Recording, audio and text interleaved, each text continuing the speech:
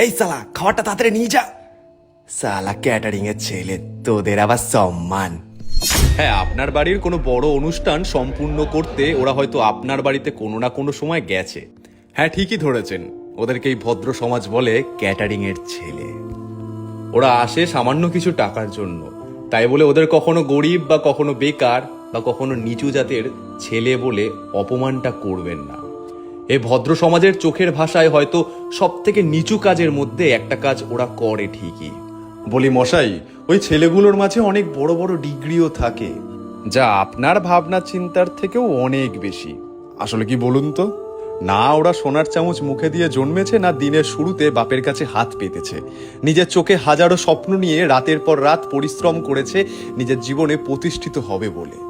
তাই সততা এবং নিষ্ঠার সমন্বয়ে যে শিরদাঁড়া দিয়ে কাজ করা হয়, সেই কাজ কোনোদিনও ছোট হয় না। আর ভুলে যাবেন না, ওই ছেলেগুলো এক একটা ঘরের স্তম্ভ, যারা নিজেদের স্বপ্ন পূরণ করতে দিনরাতের অঙ্ক কষতে আজ ভুলেছে।